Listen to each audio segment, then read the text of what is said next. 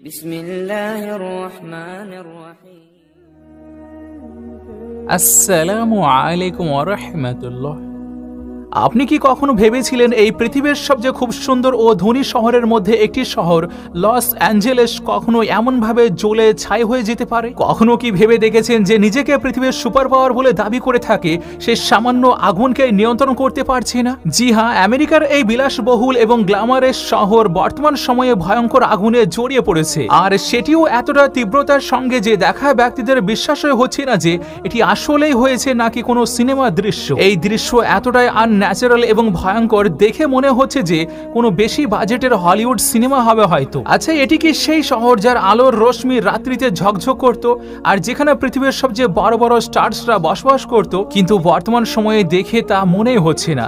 তো চলুন আজ আপনাদেরকে জানাচ্ছি কেমন ভাবে আমেরিকার সবচেয়ে খুব সুন্দর শহর লস অ্যাঞ্জেলেস জ্বলে পুড়ে ছাই হয়ে যাচ্ছে, আর এর পিছনে কি কারণ হতে পারে। এটি কি কোনো আল্লাহর আযাব, না এটি পাপীদের জন্য কোনো প্রাথমিক সতর্ক বার্তা? আর এখানে ফিলিস্তিনের গাজার সঙ্গে কি কানেকশন জড়িয়ে আছে? এবং সেই সঙ্গে আপনাদেরকে এই ভয়ঙ্কর আগুনের মধ্যেই একটি আল্লাহর কুদরতি করিশ্মারও দর্শন করাবো, যা দেখে আপনারা সকলে বলে উঠবেন আল্লাহু আকবার, সুবহানাল্লাহ। তো জুড়ে থাকুন ভিডিওটির শেষ পর্যন্ত, কেননা এই ভিডিওটি আপনার ঈমান বৃদ্ধি করার জন্য যথেষ্ট হয়ে যাবে। ভিডিওর দিকে এগিয়ে যাওয়ার আগে আপনার কাছে একটি ছোট রিকোয়েস্ট থাকবে যে যদি আপনি আমাদের চ্যানেলে প্রথম এসে থাকেন তাহলে ভিডিওটিতে লাইক করে আমাদের চ্যানেলটিও সাবস্ক্রাইব করে নেবেন এমন খুব সুন্দর ভিডিওগুলি আরও দেখার জন্য। আমেরিকার সবচেয়ে খুব সুন্দর শহরের মধ্যে একটি শহর আর পৃথিবীর সবচেয়ে ধনী শহরের মধ্যে একটি শহর লস অ্যাঞ্জেলেস খুবই খারাপভাবে আগুনের কবলে পড়ে গিয়েছে। এতটা খারাপভাবে যে সেখান থেকে প্রতিনিয়ত যে ফুটেজ, যে ভিজুয়াল আমাদের সামনে আসছে সেগুলো এতটা খতরনাক এবং অপ্রাকৃতিক যে প্রথম নজরে দেখে তো এগুলোকে মনে হবে না যে এটি পৃথিবীর সেই শহর যাকে কোনো এক সময়ে সবচেয়ে সুন্দর এবং অ্যাডভান্স দাবি করা হয়েছিল। হৃদয়কে চূর্ণ বিচূর্ণ করে দেওয়া এই ফটো এবং ভিডিওকে দেখে দুর্বল হৃদয়ের মানুষেরা কখনো সহ্য করতে পারবে না। এখনো পর্যন্ত মোটামুটি 2 লক্ষ মানুষ সেখান থেকে ঘরবাড়ি ছেড়ে দিয়ে নিজের প্রাণ বাঁচিয়ে পালিয়ে গিয়েছে, কেননা হয়তো তাদের ঘর জ্বলে গিয়েছে, আর না হলে এই আগুন খুব শীঘ্রই তাদের ঘরবাড়ি গ্রাস করত। এর থেকেও বড় পরিসংখ্যান এটি যে সমস্ত মানুষদেরকে ঘরবাড়ি ছেড়ে দেওয়ার জন্য বলা হয়েছে তাদের সংখ্যা এর থেকেও বেশি। এই শহরের মধ্যে অবস্থিত থাকা 12,000-এর থেকেও বেশি বিলাসবহুল ঘরবাড়ি একেবারে সম্পূর্ণভাবে জ্বলে ছাই হয়ে গিয়েছে। এখানে সাধারণ মানুষই নয় বরং সেলিব্রিটিরাও নিজেদের ঘরবাড়ি ছেড়ে দিয়ে পালিয়ে গিয়েছে। আর তার কারণ এটি যে লস অ্যাঞ্জেলেস কোনো সাধারণ শহর নয়, বরং এটি তো আমেরিকার সবচেয়ে অ্যাডভান্স শহর আর সবচেয়ে মূল্যবান এলাকাগুলির মধ্যে একটি এলাকা। এখানে বড় বড় সেলিব্রিটিজ, পলিটিশিয়ানসের মতো আরও বিখ্যাত ব্যক্তিরা উপস্থিত থাকতো। আর এটি কারণ যে এই আগুন আমেরিকার ইতিহাসের সবচেয়ে বেশি ক্ষতি হতে পারে। এক্সপার্টরা এমনটি অনুমান করছে যে যদি আগুনের উপর এখন কন্ট্রোল করে নেওয়া যায় তাহলে আমেরিকাকে এই আগুনের কারণে মোটামুটি $150 বিলিয়ন ক্ষতির সম্মুখীন হতে হবে। আর যদি এই আগুনের উপর কন্ট্রোল না করা যায় তাহলে এই যে নোকসান, এর যে ক্ষতি, এটি আরও বৃদ্ধি পাবে। আর যদি আমেরিকা এই শহরকে প্রথমের মতো বানাতে চায় তাহলে এর জন্য আমেরিকাকে মোটামুটি 10 বছর পর্যন্ত অপেক্ষা করতে হবে। তো দেখুন, যখন আমরা আল্লাহ রাব্বুল আলামিনের শক্তি এবং তার আযাবের সম্বন্ধে চিন্তা ভাবনা করি তখন আমাদের মনে পড়ে যায় আল্লাহ তাআলা পূর্বেও মানুষকে কয়েকবার তার গুনাহের জন্য সাজা দিয়েছেন। আর এটি কোনো ইতিহাসের অংশ নয় বা কোনো তারিখী ঘটনা নয়, বরং আজও আমরা দেখতে পাই যখন মানুষ নিজের কর্তব্যকে এড়িয়ে যায় এবং ন্যায় বিচারকে পদদলিত করতে থাকে তখন আল্লাহ রাব্বুল আলামিন স্বয়ং সেটির বিচার করতে শুরু করে দেন। আর ঠিক তখনই নেমে আসে আল্লাহর মহান আযাব। যেখানে যেখানে অবিচার হয়ে থাকে সেখানে সেখানে আল্লাহ রাব্বুল আলামিন মানুষজনদেরকে এটি জানিয়ে দেয় যে সবচেয়ে বড় বিচারকারী, সবচেয়ে বড় হাকিম, সবচেয়ে বড় সৃষ্টিকর্তা শুধুমাত্র আমি। লস অ্যাঞ্জেলেসে এই যে ভীষণ আগুন লেগেছে তাহলে কি এটাকে মেনে নেওয়া যায় না? এটি একটি সতর্ক বার্তা। তো এবার প্রশ্ন এটি উঠে আসে যে এই আগুন কেন আর কিভাবে লেগেছে, আর এই আগুনের ফিলিস্তিনের গাজার সঙ্গে কি সম্পর্ক আছে? তো এর উত্তর আমরা প্রথমেও জেনেছিলাম, কিন্তু আরো একবার ভালো করে বিস্তারিতভাবে বুঝে নিন। আমেরিকা দেশটিকে মোটামুটি 50টি রাজ্যতে বিভক্ত করা হয়েছে, আর এই 50টি রাজ্যের মধ্যে একটি রাজ্য হলো ক্যালিফোর্নিয়া, যেটি সমুদ্রের কিনারাতে অবস্থানরত। এবার যখন আপনারা এই ক্যালিফোর্নিয়াকে পৃথিবীর নকশাতে খোঁজ করবেন তাহলে তখন আপনি দেখে বুঝে যাবেন আমেরিকা পৃথিবীর একেবারে শেষের দিকে উপস্থিত আছে। আর এরই মধ্যে যে ক্যালিফোর্নিয়া আছে সেটিও আবার পশ্চিম দিকে সবার শেষে আছে, যেই কারণে ক্যালিফোর্নিয়ার পাশে সমুদ্র পড়ে যায় আর যেখানে শুধু পানি আর পানি নজরে আসে। আর এটি সমুদ্র কিনারের কারণে এখানকার আবহাওয়া অন্যান্য জায়গার তুলনায় একটু আশ্চর্য রকমের। এই কারণে এখানে হাওয়া প্রচণ্ড গতিতে বইতে থাকে এবং আর্দ্রতা কম থাকার জন্য বাতাসে সবসময় শুষ্ক থাকে। আর যখন কোনো ছোট স্ফুলিঙ্গ সৃষ্টি হয় তাহলে সেটি ছড়িয়ে পড়তে আর সময় নেয় না। সমুদ্রের হাওয়া থাকার কারণে এখানকার আগুনকে বাতাস এক জায়গায় থেকে অন্য জায়গায় খুব সহজে পৌঁছেও দিতে পারে।